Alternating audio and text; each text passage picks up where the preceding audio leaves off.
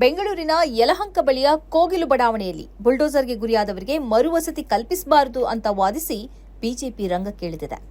ನಿಜಕ್ಕೂ ಇದು ಆಶ್ಚರ್ಯ ಮಾತ್ರ ಅಲ್ಲ, 6 ಕೋಟಿ ಕನ್ನಡಿಗರಿಗೆ ಮಾಡುವ ದ್ರೋಹ. ಯಾವುದಾದ್ರೂ ಒಂದು ಕೋಮುವಾದಿ ಸಂಘಟನೆ ಹೀಗೆ ಹೇಳ್ತಾ ಇದ್ರೆ ಅದಕ್ಕೆ ದೊಡ್ಡ ಮಹತ್ವ ಕಲ್ಪಿಸಬೇಕಿರಲಿಲ್ಲ.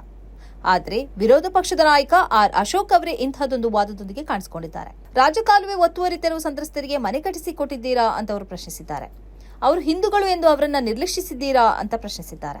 ಈ ನಡುವೆ ಬಿಜೆಪಿ ಎಂಎಲ್ಸಿ ಎನ್ ರವಿಕುಮಾರ್ ಅವರು ಕೂಡ ಸರ್ಕಾರದ ವಿರುದ್ಧ ಹರಿಹಾಯ್ದಿದ್ದಾರೆ. ಎಐಸಿಸಿ ಪ್ರಧಾನ ಕಾರ್ಯದರ್ಶಿ ಕೆಸಿ ವೇಣುಗೋಪಾಲ್ ಅವರ ಒಂದು ಟ್ವೀಟ್ಗೆ 180 ಮನೆ ಕಟ್ಟಿಸಿಕೊಡ್ತೀರಾ ಎಂದವರು ಪ್ರಶ್ನಿಸಿದ್ದಾರೆ. ಮನೆ ಕಳಕೊಂಡ ನಿರಾಶ್ರಿತರಾಗಿರುವ ಅರ್ಹ ವಲಸಿಗರು ಹಾಗೂ ಸ್ಥಳೀಯರಿಗೆ ಪುನರ್ವಸತಿ ಕಲ್ಪಿಸಲಾಗುವುದು. ರಾಜೀವ್ ಗಾಂಧಿ ವಸತಿ ಯೋಜನೆ ಅಡಿ ಮನೆ ನೀಡಲಾಗುವುದೆಂದು ಡಿಕೆ ಶಿವಕುಮಾರ್ ಹೇಳಿಕೆಯ ಬಳಿಕ ಬಿಜೆಪಿ ಕೆಂಡಾಮಂಡಲವಾಗಿದೆ. ಸಿದ್ದರಾಮಯ್ಯ ಸರ್ಕಾರದ ಆಡಳಿತದಲ್ಲಿ ಮಧ್ಯಪ್ರವೇಶ ಮಾಡಲು ಕೆಸಿ ವೇಣುಗೋಪಾಲ್ ಯಾರು? ಅವರೇನು ನಮ್ಮ ರಾಜ್ಯದ ಸೂಪರ್ ಸಿಎಂ? ಕರ್ನಾಟಕ ರಾಹುಲ್ ಗಾಂಧಿ ಮತ್ತು ಅವರ ಗುಂಪಿನ ವಸಾಹತು ಅಲ್ಲ ಅಂತ ಆರ್ ಅಶೋಕ್ ಹೇಳಿದ್ದಾರೆ. ಈ ನಡುವೆ ವಸತಿ ಸಚಿವ ಜಮೀರ್ ಅಹಮದ್ ಮತ್ತು ಸಿಎಂ ರಾಜಕೀಯ ಕಾರ್ಯದರ್ಶಿ ನಜೀರ್ ಅಹಮದ್ ಅವರು ಪ್ರದೇಶಕ್ಕೆ ಭೇಟಿ ನೀಡಿದ್ದಾರೆ. ನಿರ್ವಸತಿಕರನ್ನ ಮಾತನಾಡಿಸಿದ್ದಾರೆ. ಹೈಕಮಾಂಡ್ನಿಂದಲೂ ರಾಜ್ಯ ಸರ್ಕಾರದ ಮೇಲೆ ಅಸಮಾಧಾನ ವ್ಯಕ್ತವಾಗಿದೆ. ಅಕ್ರಮ ಮನೆಗಳೇ ಆಗಿದ್ದರೂ ಅವುಗಳನ್ನು ತೆರವುಗೊಳಿಸುವಾಗ ಮಾನವೀಯತೆಯನ್ನು ಕಾಪಾಡಿಕೊಳ್ಳದ ಬಗ್ಗೆ ಕಾಂಗ್ರೆಸ್ ಹೈಕಮಾಂಡ್ನಿಂದ ವಿರೋಧ ವ್ಯಕ್ತವಾಗಿದೆ. ಆದರೆ ಈ ಇಡೀ ಪ್ರಕರಣದಲ್ಲಿ ರಾಜ್ಯ ಬಿಜೆಪಿಯ ವರ್ತನೆ ನೋಡಿದ್ರೆ ಅದು ನಿರ್ವಸಿತರ ಧರ್ಮವನ್ನ ನೋಡಿ ನಿಲುವನ್ನ ವ್ಯಕ್ತಪಡಿಸ್ತಾ ಇದೆ ಅನ್ನೋದು ಗೊತ್ತಾಗುತ್ತೆ. ಇಲ್ಲಿ ನಿರ್ವಸಿತರಾದವರಲ್ಲಿ 90% ಅಧಿಕ ಮುಸ್ಲಿಮರೇ. ಆದ್ದರಿಂದಲೇ ಅದು ರಾಜಕಾಲುವೆ ಒತ್ತುವರಿ ತೆರವಿನ ಬಗ್ಗೆ ಮಾತನಾಡಿದೆ. ಮಾತ್ರ ಅಲ್ಲ, ಕೋಗಿಲು ನಿರ್ವಸಿತರಿಗೆ ಪುನರ್ವಸತಿ ಕಲ್ಪಿಸುವುದಕ್ಕೆ ಆಕ್ಷೇಪ ವ್ಯಕ್ತಪಡಿಸುತ್ತಿದೆ.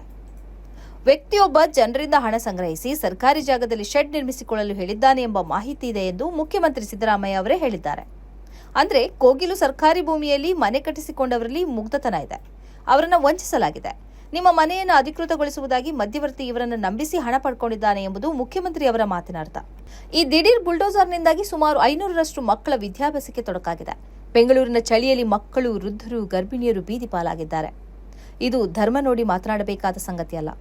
ನಮ್ಮದೇ ರಾಜ್ಯದ ನಿರ್ವಸಿತರಿಗೆ ವಸತಿಯನ್ನ ಕಲ್ಪಿಸಿಕೊಡಬೇಕು ಎಂಬ ಆಗ್ರಹವನ್ನ ಮುಂಚೂಣಿಯಲ್ಲಿ ನಿಂತು ಮಾಡಬೇಕಾದ ಬಿಜೆಪಿಯ ಧರ್ಮ ನೋಡಿ ಮಾತನಾಡುತ್ತಿರುವುದು ಆಘಾತಕಾರಿ ಸಂಗತಿ. ಬಡಜನರು ಬೀದಿಗೆ ಬಿದ್ದಾಗ ಅವರ ಪರವಾಗಿ ಧ್ವನಿ ಎತ್ತಿ ಅವರಿಗೆ ಪುನರ್ವಸತಿ ಕಲ್ಪಿಸಬೇಕೆಂದು ಆಗ್ರಹಿಸಬೇಕಾದ ವಿರೋಧ ಪಕ್ಷವೇ ಪುನರ್ವಸತಿಯ ವಿರುದ್ಧ ನಿಂತಿರುವುದು ನಿಜಕ್ಕೂ ಧರ್ಮ ರಾಜಕಾರಣ ಮುಟ್ಟಿರುವ ಪಾತಾಳವನ್ನು ತೋರಿಸುತ್ತದೆ. ಸರ್ಕಾರಿ ಭೂಮಿಯಲ್ಲಿ ಮನೆ ಕಟ್ಟಿಕೊಂಡವರು ಶ್ರೀಮಂತರಲ್ಲ, ದುಡಿದುಣ್ಣುವವರು. ಅವರ ಧರ್ಮ ಯಾವುದೇ ಇರಲಿ ಅವರಿಗೆ ಬೆಂಗಾವಲಾಗಿ ನಿಲ್ಲಬೇಕಾದದ್ದು ವಿರೋಧ ಪಕ್ಷದ ಕರ್ತವ್ಯ. ಆದರೆ ಇಲ್ಲಿ ವಿರೋಧ ಪಕ್ಷವೇ ಅವರಿಗೆ ವಿರುದ್ಧವಾಗಿ ನಿಂತಿದೆ. ಹಾಗಂತ ಅವರು ಅಕ್ರಮ ವಲಸಿಗರಲ್ಲ, ಬಿಜೆಪಿಯ ಹೇಳುವ ನುಸುಳುಕೋರರೂ ಅಲ್ಲ. ಆದರೂ ಅವರಿಗೆ ಪುನರ್ವಸತಿಗೆ ತಡೆಯಾಗಿ ನಿಲ್ಲುವುದೆಂದರೆ ಅದಕ್ಕೆ ಹೀಗೆ ಬೀದಿ ಪಾಲಾದವರ ಧರ್ಮವೇ ಹೊರತು ಇನ್ನಾವ ಕಾರಣವೂ ಕಾಣಿಸುತ್ತಿಲ್ಲ. ಇದು ನಾಚಿಕೆಗೇಡಿನ ರಾಜಕೀಯ.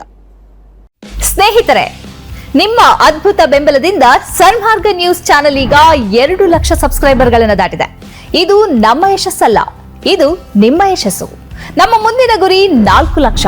ಇದು ಕಷ್ಟವಲ್ಲ. ನೀವು ಮಾಡಬೇಕಾದದ್ದು ಸಿಂಪಲ್. ನೀವು ಸನ್ಮಾರ್ಗ ನ್ಯೂಸ್ ಚಾನೆಲ್ ವಿಡಿಯೋವನ್ನ ನಿಮ್ಮ ಸ್ನೇಹಿತರಿಗೆ, ಕುಟುಂಬದವರೊಂದಿಗೆ ಹಂಚಿಕೊಳ್ಳಿ ಮತ್ತು ಅವರಲ್ಲೂ ಸಬ್ಸ್ಕ್ರೈಬ್ ಮಾಡಲು ಹೇಳಿ. ನೀವು ಶಕ್ತಿಯನ್ನು ಕೊಡಿ, ನಾವು ನಿಖರ ಸುದ್ದಿ ಕೊಡ್ತೇವೆ. ಧನ್ಯವಾದಗಳು.